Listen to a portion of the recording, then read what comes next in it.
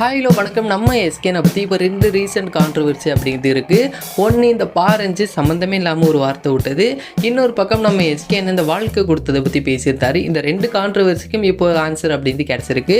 பாரஞ்சு சொன்னதுக்கு நம்ம மாரி செல்வராஜ் அவரே ஆன்சர் பண்ணியிருக்காரு அப்படி தான் சொல்லி ஆகணும். இதில் பாரஞ்சித் ஃபஸ்ட்டு என்ன சொன்னார் அப்படிமா நிறைய பேருக்கு தெரிஞ்சிருக்கு. அதில் அவர் சொல்ல வந்தது என்ன அப்படின்னா, நம்ம எஸ்கேனா பரியேறும் பெருமாள் படத்துக்கு அப்புறமா ஒரு வாழ்வியல் படமாக எனக்கு வாழை படம் ரொம்பவே பிடிச்சிருந்துச்சு அப்படி மாதிரி நம்ம எஸ்கேனா சொல்லியிருந்தாரு.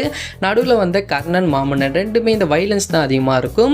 ஸோ இப்போ நம்ம எஸ்கேனா வாழ்வியல் படமாக எனக்கு பரியேறும் பெருமாள் படத்துக்கு அப்புறமா வாழை பிடிச்சிருந்துச்சு அப்படி மாதிரி சொன்னார். இதில் எதாவது தப்பு இருந்திருக்காது.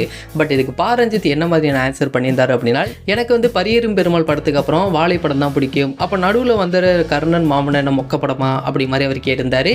இப்போ நம்ம எஸ்கேனா சொன்னதுக்கும் இவர் சொன்னதுக்கும் ஏதாவது சம்மந்தம் இருக்கா? சம்மந்தமே இல்லை. இதுக்கு இப்போ ரீசெண்ட் டைம்ஸாக இன்னைக்கு நம்ம மாரி செல்வராஜ் அவரே ஒரு ட்வீட் அப்படின்னு நம்ம எஸ்கேனை பற்றி போட்டிருந்தாரு. அதில் நம்ம எஸ்கேன்னா அந்த படத்தை பற்றி பேசியிருந்தாரு பார்த்தீங்களா, அந்த ஒரு வீடியோ ஃபுல்லாகவே போட்டிருந்தாரு. பரியேறும் பெருமாள் படத்துக்கு முன்னாடியே நம்ம எஸ்கேனா மாரி செல்வராஜுக்கு ரொம்பவே சப்போர்ட்டாக இருந்திருக்காரு அப்படி மாதிரி சொல்லி இப்போ மாரி செல்வராஜ் அவரே சொல்லியிருக்காரு. இது மூலியமாக பாரஞ்சி சொல்ல வந்தது அந்த அளவுக்கு பெரிய இம்பாக்ட் அப்படின்னு ஏற்படுத்தலை. ஏன் அப்படின்னா, அவர் ஒரு சரியான விஷயத்தை சொல்லியிருந்தார் அப்படின்னா கண்டிப்பாக அதை நிறைய பேர் பேசியிருப்பாங்க. அவர் சொன்னதே தப்பான விஷயம். இதை பற்றி யார் பேசினாங்க அப்படின்னா, டி ஃபேன்ஸ் அவர் மட்டும் தான் பேசினாங்க. ஏன்னா அவங்களுக்கு இதான வேலை, சம்மந்தமே இல்லாமல் எஸ்கேனா ஃபேன்ஸ் கிட்ட வந்துக்கிட்டு தான் இருப்பாங்க. சரி, அதே மாதிரி இதில் ரெண்டாவதாக நடந்தது, நம்ம எஸ்கேனா கொட்டுக்காளி ட்ரைலர் லான்ஸில் ஒரு ஸ்பீச் அப்படின்னு கொடுத்துருந்தாரு. அந்த ஒரு ஸ்பீச்சில் நம்ம எஸ்கேனா சொல்லியிருந்தது என்ன அப்படின்னா, இங்கே யாருக்கும் யாராலையும் வாழ்க்கைலாம் கொடுக்க முடியாது, வாய்ப்பு மட்டும் தான் கொடுக்க முடியும் அப்படி மாதிரி சொல்லியிருந்தாரு. இந்த ஒரு ஸ்பீச்சுக்கு நிறைய பேர் இல்லை எப்படி இதை சொல்லலாம் அப்படிமா சொல்லிட்டு நிறைய பேர் வந்தாங்க. அந்த நேரத்தில் எல்லாருமே கொஞ்சம் கொந்தளிச்சுவாங்க. இப்போ ரீசெண்டாக நம்ம எஸ்கேனா மகுடம் அப்படிங்கிற அவார்ட் ஃபங்க்ஷனில் ஒரு ஸ்பீச் கொடுத்துருந்தாரு. அதில் எனக்கு ஒரு மிகப்பெரிய வாய்ப்பு கிடைச்சதுக்கான ரீசன் அப்படிங்கிறது விஜய் அவார்ட்ஸ் தான் அப்படிமா நம்ம எஸ்கேனா சொல்லியிருந்தார். ஏன்னா பாண்டிராஜ் அதே தான் சொல்லியிருந்தார்.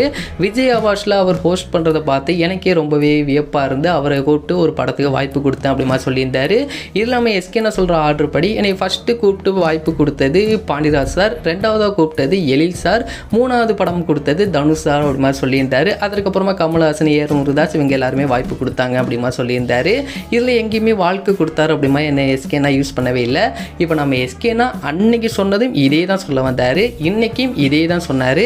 பட் இங்கே புரிஞ்சுக்கிறவங்களுடைய அந்த ஒரு மைண்ட் செட் அப்படிங்கிறது டிஃப்ரெண்ட்டாக இருக்குங்கிறதுல எந்த ஒரு சந்தேகம் இல்லை. நம்ம எஸ்கேனா அன்னைக்கு சொன்னது தான் மறுபடியும் இன்றைக்கும் சொல்லியிருக்காரு. இருந்தாலும் இன்றைக்கி நம்ம புரிஞ்சுக்கிற விதங்கள் வேறு மாதிரி இருக்குது. நான் அன்றைக்கும் இதே தான் சொல்லியிருந்தேன், நம்ம புரிஞ்சுக்கிறதுலாம் எல்லாமே இருக்குது அப்படி மாதிரி. அதுக்கு மட்டும் இல்லாமல் நம்ம எஸ்கேனா இன்னொரு விஷயமும் சொல்லியிருந்தார், நான் எப்போ இந்த சினிமா விட்டு போயிருக்கணும், பட் நான் சினிமாவில் இது வரைக்கும் நீடிச்சு இருக்கிறதுக்கு காரணம் என்னுடைய ஒய்ஃப் ஆர்த்தி அப்படி மாதிரி சொல்லியிருந்தாங்க. அதுக்கு ரீசன் அப்படிங்கிறது அந்த ஒரு இப்போ லாஸ்ட்டு 5 இயர்ஸில் நம்ம எஸ்கேனாவுக்கு ஏகப்பட்ட ஸ்ட்ரகிள்ஸ் அப்படின்றது கண்டிப்பாக இருந்திருக்கு. ஏன்னால் சினிமா அப்படிங்கிறதே ஒரு மிகப்பெரிய அரசியல் அப்படி மாதிரி நம்ம எஸ்கேனா சொல்லியிருந்தார். அது கொஞ்சம் ஃபன்னாக போயிருந்துச்சு. அதே மாதிரி நம்ம எஸ்கேனாவுக்கு பின்னாடி நம்ம எஸ்கேனாவுடைய வெற்றிக்கு காரணம் நம்ம எஸ்கேனாவுடைய ஒய்ஃபான ஆர்த்தி அவங்க தான் அப்படி மாதிரி நம்ம எஸ்கேனா சொல்லியிருந்தார். உண்மையாகவே அது பெண்களுக்கு எல்லாமே ரொம்பவே ப்ரௌடான ஒரு மூமெண்ட் அப்படி தான் சொல்லி ஆகணும். ஏன்னா ரீசெண்ட் டைம்ஸாக அந்த ஆக்டர் இப்படி நம்ம பேச வேணாம். ஏன்னா அந்த ஆக்டர் இதே மாதிரி தான் ஒய்ஃபை பற்றி பேசியிருக்கும் போது இல்லை எல்லாத்துக்கும் காரணம் நான் மட்டும் தானே, பின்னாடி சும்மா தானே நிற்கிறாங்க ஒய்ஃபு அப்படி மாதிரி ஒரு ஆக்டர் சொல்லியிருந்தார். அது யாருன்னு தெரிஞ்சுதான் கீழே கமெண்ட் பண்ணுங்கள். ஸோ இப்போ இந்த 2 கான்ட்ரவர்சிக்கும் ஒரு முற்றுப்புள்ளி வைக்கிற மாதிரி இன்றைக்கி ஒரு ஆன்சர் கிடைச்சிருக்கு. அதே மாதிரி அமரன் படத்தோடைய தெலுங்கு டிஸ்ட்ரிபியூட்டர் ஆக்டர் நித்தின் அவர் இதோடைய ரைட்ஸை வாங்கியிருக்காரு அந்த மாதிரி சொல்லி இன்றைக்கி ஆஃபீஸில் அறிவிச்சிருக்காங்க. ஸோ இது மூலிமா நம்மளுக்கு இன்னொரு அப்டேட்டும் கிடைக்கிது. என்ன அப்படின்னா, இதோடைய ப்ரீ ரிலீஸ் ஈவெண்ட்டில் தெலுங்கு ஆக்டர் நித்தினும் இதுக்கு வருவார் அப்படிங்கிறதுல எந்த ஒரு சந்தேகமும் இல்லை. கண்டிப்பாக இந்த ஒரு படத்துக்கு தெலுங்கில் ஒரு நல்ல ஓப்பனிங் கிடைக்குங்கிறதுல எந்த ஒரு டவுட்டும் இல்லை. இது மாதிரி ரொம்ப நாள் எதிர்பார்க்குறோம் அமரன் அப்டேட் கூடிய விரைவில் வரப்போகுது.